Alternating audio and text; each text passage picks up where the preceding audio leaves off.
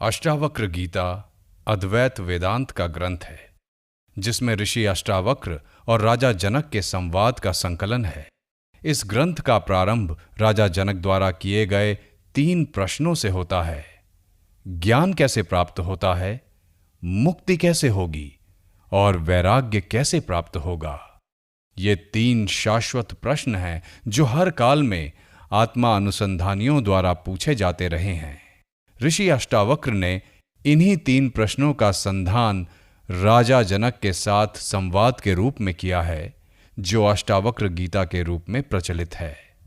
राजा जनक अष्टावक्र से पूछते हैं, हे प्रभु, ज्ञान की प्राप्ति कैसे होती है, मुक्ति कैसे प्राप्त होती है, वैराग्य कैसे प्राप्त किया जाता है, ये सब मुझे बताएं। श्री अष्टावक्र उत्तर देते हैं, यदि आप मुक्ति चाहते हैं तो अपने मन से विषयों यानी वस्तुओं के उपभोग की इच्छा को विष की तरह त्याग दीजिए। क्षमा, सरलता, दया, संतोष तथा सत्य का अमृत की तरह सेवन कीजिए। आप न पृथ्वी हैं, न जल, न अग्नि हैं, न वायु अथवा आकाश ही हैं। मुक्ति के लिए इन तत्वों के साक्षी चैतन्य रूप आत्मा को जानिए। यदि आप स्वयं को इस शरीर से अलग करके चेतना में विश्राम करें तो तत्काल ही सुख, शांति और बंधन मुक्त अवस्था को प्राप्त होंगे। आप ब्राह्मण आदि सभी जातियों अथवा ब्रह्मचर्य आदि सभी आश्रमों से परे हैं तथा आंखों से दिखाई न पड़ने वाले हैं। आप निर्लिप्त, निराकार और इस विश्व के साक्षी हैं, ऐसा जानकर सुखी हो जाएं। धर्म, अधर्म, सुख, दुख मस्तिष्क से जुड़े हैं, सर्वव्यापक आपसे नहीं। न आप करने वाले हैं और न भोगने वाले हैं। आप सदा मुक्त ही हैं। आप समस्त विश्व के एकमात्र दृष्टा हैं, सदा मुक्त ही हैं। आपका बंधन केवल इतना है कि आप दृष्टा किसी और को समझते हैं। अहंकार रूपी महासर्प के प्रभाववश आप मैं करता हूं ऐसा मान लेते हैं। मैं करता नहीं हूं, इस विश्वास रूपी अमृत को पीकर सुखी हो जाइए। मैं एक विशुद्ध ज्ञान हूं, इस निश्चय रूपी अग्नि से गहन अज्ञान वन को जला दें। इस प्रकार शोक रहित होकर सुखी हो जाएं। जहां ये विश्व रस्सी में सर्प की भांति अवास्तविक लगे, उस आनंद, परम आनंद की अनुभूति करके सुख से रहें। स्वयं को मुक्त मानने वाला मुक्त ही है और बद्ध मानने वाला बंधा हुआ ही है। यह कहावत सत्य ही है कि जैसी बुद्धि होती है वैसी ही गति होती है। आत्मा साक्षी, सर्वव्यापी, पूर्ण, एक, मुक्त, चेतन, अक्रिय, असंग, इच्छा रहित एवं शांत है। भ्रमवश ही ये सांसारिक प्रतीत होती है। अपरिवर्तनीय, चेतन व अद्वैत आत्मा का चिंतन करें और मैं के भ्रम रूपी आभास से मुक्त होकर बाह्य विश्व की अपने अंदर ही भावना करें। हे पुत्र, बहुत समय से आप मैं शरीर हूं इस भाव बंधन से बंधे हैं। स्वयं को अनुभव कर ज्ञान रूपी तलवार से इस बंधन को काटकर सुखी हो जाएं। आप असंग, अक्रिय, स्वयं प्रकाशवान तथा सर्वथा दोष मुक्त हैं। आपका ध्यान द्वारा मस्तिष्क को शांत रखने का प्रयत्न ही बंधन है। यह विश्व आपके द्वारा व्याप्त किया हुआ है, वास्तव में आपने इसे व्याप्त किया हुआ है। आप शुद्ध और ज्ञान स्वरूप हो, छोटेपन की भावना से ग्रस्त मत हो। आप इच्छा रहित, विकार रहित, घन यानी ठोस, शीतलता के धाम, अगाध बुद्धिमान हैं। शांत होकर केवल चैतन्य की इच्छा वाले हो जाइए। आकार को असत्य जानकर निराकार को ही चिरस्थायी मानिए। इस तत्व को समझ लेने के बाद पुनः जन्म लेना संभव नहीं है। जिस प्रकार दर्पण में प्रतिबिंबित रूप उसके अंदर भी है और बाहर भी, उसी प्रकार परमात्मा इस शरीर के भीतर भी निवास करता है और उसके बाहर भी। जिस प्रकार एक ही आकाश पात्र के भीतर और बाहर व्याप्त है, उसी प्रकार शाश्वत और सतत परमात्मा समस्त प्राणियों में विद्यमान है। राजा जनक कहते हैं, आश्चर्य! मैं निष्कलंक, शांत, प्रकृति से परे ज्ञान स्वरूप हूं। इतने समय तक मैं मोह से संतप्त किया गया। जिस प्रकार मैं इस शरीर को प्रकाशित करता हूं, उसी प्रकार इस विश्व को भी। अतः मैं यह समस्त विश्व ही हूं अथवा कुछ भी नहीं। अब शरीर सहित इस विश्व को त्याग कर किसी कौशल द्वारा ही मेरे द्वारा परमात्मा का दर्शन किया जाता है। जिस प्रकार पानी लहर, फेन और बुलबुलों से पृथक नहीं है, उसी प्रकार आत्मा भी स्वयं से निकले इस विश्व से अलग नहीं है। जिस प्रकार विचार करने पर वस्त्र, तंतु यानी धागा मात्र ही ज्ञात होता है, उसी प्रकार यह समस्त विश्व आत्मा मात्र ही है। जिस प्रकार गन्ने के रस से बनी शक्कर उससे ही व्याप्त होती है, उसी प्रकार यह विश्व मुझ में ही बसा है और निरंतर मुझसे ही व्याप्त है। आत्मा अज्ञानवश ही विश्व के रूप में दिखाई देता है। आत्मज्ञान होने पर यह विश्व दिखाई नहीं देता। रस्सी अज्ञानवश सर्प जैसी दिखाई देती है। रस्सी का ज्ञान हो जाने पर सर्प नहीं दिखाई देता। प्रकाश मेरा स्वरूप है, इसके अतिरिक्त मैं कुछ और नहीं हूं। वह प्रकाश जैसे इस विश्व को प्रकाशित करता है, वैसे ही इस मैं भाव को भी। आश्चर्य! यह कल्पित विश्व अज्ञान से मुझ में दिखाई देता है, जैसे सीप में चांदी, रस्सी में सर्प और सूर्य किरणों में पानी।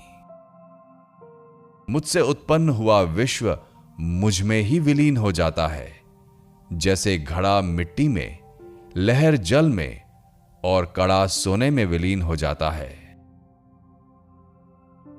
आश्चर्य है! मुझको नमस्कार है, समस्त विश्व के नष्ट हो जाने पर भी जिसका विनाश नहीं होता, जो तृण से ब्रह्मा तक सबका विनाश होने पर भी विद्यमान रहता है। आश्चर्य है! मुझको नमस्कार है, मैं एक हूं, शरीर वाला होते हुए भी, जो न कहीं जाता है और न कहीं आता है और समस्त विश्व को व्याप्त करके स्थित है। आश्चर्य है!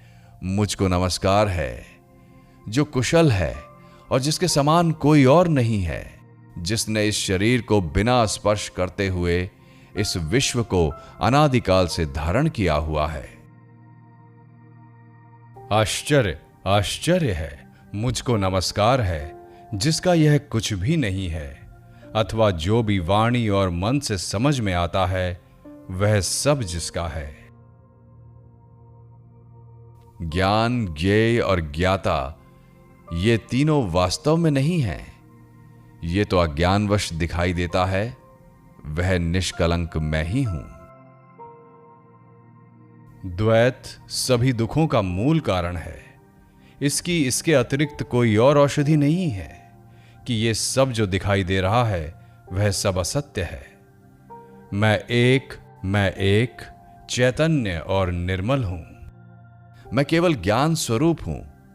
अज्ञान से ही मेरे द्वारा स्वयं में अन्य गुण कल्पित किए गए हैं। ऐसा विचार करके मैं सनातन और कारण रहित रूप से स्थित हूं। न मुझे कोई बंधन है और न कोई मुक्ति का भ्रम। मैं शांत और आश्चर्य रहित हूं। मुझ में स्थित ये विश्व भी वस्तुतः मुझ में स्थित नहीं है। यह निश्चित है कि इस शरीर सहित यह विश्व अस्तित्वहीन है। केवल शुद्ध चैतन्य आत्मा का ही अस्तित्व है। अब इसमें क्या कल्पना की जाए। शरीर, स्वर्ग, नरक, बंधन, मोक्ष और भय, ये सब कल्पना मात्र ही हैं। इनसे मुझ चैतन्य स्वरूप का क्या प्रयोजन है। आश्चर्य है कि मैं लोगों के समूह में भी दूसरों को नहीं देखता हूं, वह भी निर्जन ही प्रतीत होता है। अब मैं किससे मोह करूं। न मैं शरीर हूं, न यह शरीर ही मेरा है, न मैं जीव हूं, मैं चैतन्य हूं। मेरे अंदर जीने की इच्छा ही मेरा बंधन थी। आश्चर्य, मुझ अनंत महासागर में चित्त वायु उठने पर ब्रह्मांड रूपी विचित्र तरंगे उपस्थित हो जाती हैं। मुझ अनंत महासागर में चित्त वायु के शांत होने पर जीव रूपी वणिक का संसार रूपी जहाज जैसे दुर्भाग्य से नष्ट हो जाता है। आश्चर्य, मुझ अनंत महासागर में जीव रूपी लहरें उत्पन्न होती हैं, मिलती हैं, खेलती हैं और स्वभाव से मुझ में प्रवेश कर जाती हैं। तृतीय अध्याय। अष्टावक्र कहते हैं, आत्मा को अविनाशी और एक जानो। उस आत्मज्ञान को प्राप्त कर किसी बुद्धिमान व्यक्ति की रुचि धन अर्जित करने में कैसे हो सकती है। स्वयं के अज्ञान से भ्रमवश विषयों से लगाव हो जाता है। जैसे सीप में चांदी का भ्रम होने पर उसमें लोभ उत्पन्न हो जाता है। सागर से लहरों के समान जिससे यह विश्व उत्पन्न होता है, वह मैं ही हूं जानकर तुम एक दीन जैसे कैसे भाग सकते हो। यह सुनकर भी कि आत्मा शुद्ध, चैतन्य और अत्यंत सुंदर है, तुम कैसे जनेंद्रिय में आसक्त होकर मलिनता को प्राप्त हो सकते हो। सभी प्राणियों में स्वयं और स्वयं में सब प्राणियों को जानने वाले मुनि में ममता की भावना का बना रहना आश्चर्य ही है।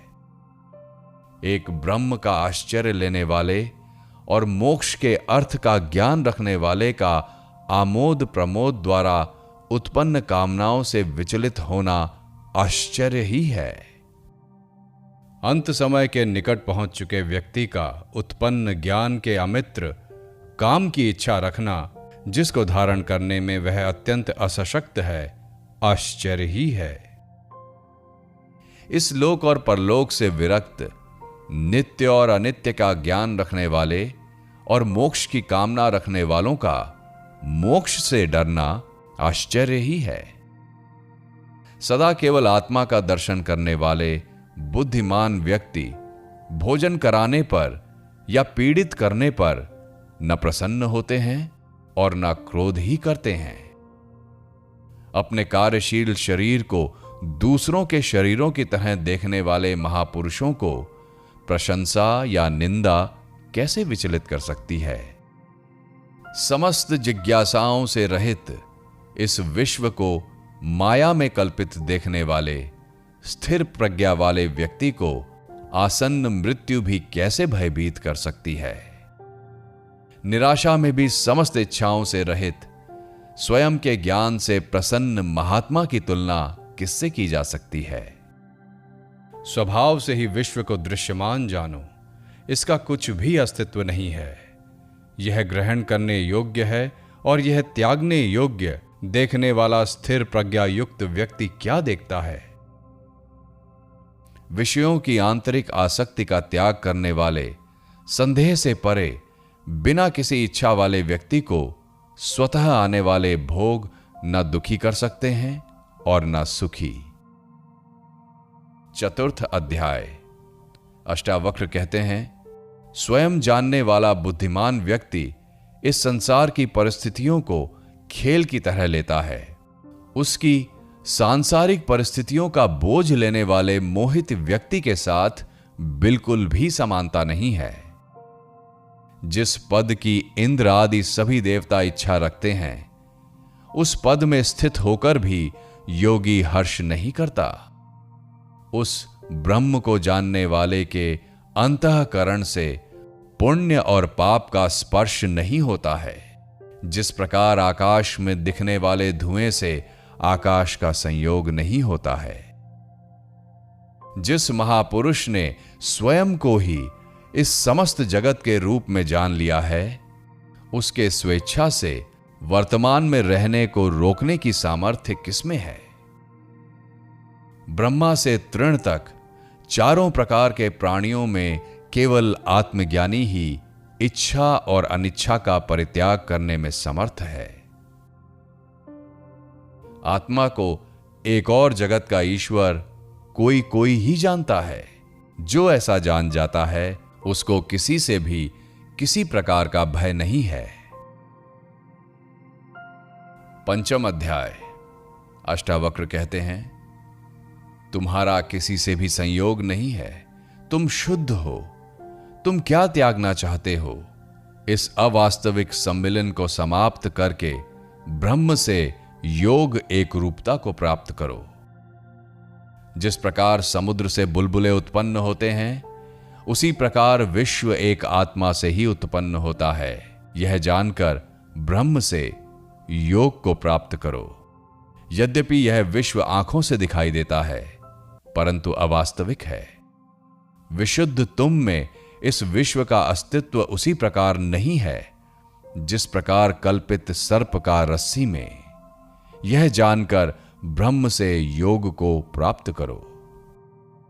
स्वयं को सुख और दुख में समान, पूर्ण, आशा और निराशा में समान, जीवन और मृत्यु में समान सत्य जानकर ब्रह्म से योग को प्राप्त करो।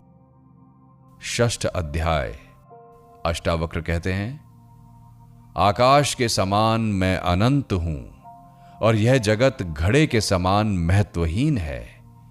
यह ज्ञान है, इसका न त्याग करना है और न ग्रहण, बस इसके साथ एक रूप होना है। मैं महासागर के समान हूं और यह दृश्यमान संसार लहरों के समान। यह ज्ञान है, इसका न त्याग करना है और न ग्रहण, बस इसके साथ एक रूप होना है। यह विश्व मुझ में वैसे ही कल्पित है जैसे कि सीप में चांदी। यह ज्ञान है, इसका न त्याग करना है और न ग्रहण, बस इसके साथ एक रूप होना है। मैं समस्त प्राणियों में हूं जैसे सभी प्राणी मुझ में हैं। यह ज्ञान है, इसका न त्याग करना है और न ग्रहण, बस इसके साथ एक रूप होना है। सप्तम अध्याय। राजा जनक कहते हैं, मुझ अनंत महासागर में विश्व रूपी जहाज अपनी अंतः वायु से इधर उधर घूमता है, पर इससे मुझ में विक्षोभ नहीं होता है। मुझ अनंत महासागर में विश्व रूपी लहरें माया से स्वयं ही उदित और अस्त होती रहती हैं। इससे मुझ में वृद्धि या क्षति नहीं होती है। मुझ अनंत महासागर में विश्व एक अवास्तविकता स्वप्न है। मैं अति शांत और निराकार रूप से स्थित हूं। उस अनंत और निरंजन अवस्था में न मैं का भाव है और न कोई अन्य भाव ही। इस प्रकार आसक्त बिना किसी इच्छा के और शांत रूप से मैं स्थित हूं। आश्चर्य, मैं शुद्ध चैतन्य हूं और यह जगत असत्य जादू के समान है। इस प्रकार मुझ में कहां और कैसे उपयोगी और अनुपयोगी की कल्पना। अष्टम अध्याय। श्री अष्टावक्र कहते हैं, तब बंधन है जब मन इच्छा करता है, शोक करता है, कुछ त्याग करता है, कुछ ग्रहण करता है, कभी प्रसन्न होता है या कभी क्रोधित होता है। तब मुक्ति है जब मन इच्छा नहीं करता है, शोक नहीं करता, त्याग नहीं करता है, ग्रहण नहीं करता, प्रसन्न नहीं होता है या क्रोधित नहीं होता। तब बंधन है जब मन किसी भी दृश्यमान वस्तु में आसक्त है। तब मुक्ति है जब मन किसी भी दृश्यमान वस्तु में आसक्ति रहित है। जब तक मैं या मेरा का भाव है तब तक बंधन है। जब मैं या मेरा का भाव नहीं है तब मुक्ति है। यह जानकर न कुछ त्याग करो और न कुछ ग्रहण ही करो। 9वां अध्याय। श्री अष्टावक्र कहते हैं, यह कार्य करने योग्य है अथवा ना करने योग्य, और ऐसे ही अन्य हां या ना रूपी संशय कब और किसके शांत हुए हैं, ऐसा विचार करके विरक्त हो जाओ, त्यागवान बनो। ऐसे किसी नियम का पालन न करने वाले बनो। हे पुत्र, इस संसार की व्यर्थ चेष्टा को देखकर किसी धन्य पुरुष की ही जीने की इच्छा, भोगों के उपभोग की इच्छा और भोजन की इच्छा शांत हो पाती है। यह सब अनित्य है। 3 प्रकार के कष्टों, दैहिक, दैविक और भौतिक से घिरा है। सारहीन है, निंदनीय है, त्याग करने योग्य है। ऐसा निश्चित करके ही शांति प्राप्त होती है। ऐसा कौन सा समय अथवा आयु है जब मनुष्य के संशय नहीं रहे हैं? अतः संशयों की उपेक्षा करके अनायास सिद्धि को प्राप्त करो। महर्षियों, साधुओं और योगियों के विभिन्न मतों को देखकर कौन मनुष्य वैराग्यवान होकर शांत नहीं हो जाएगा?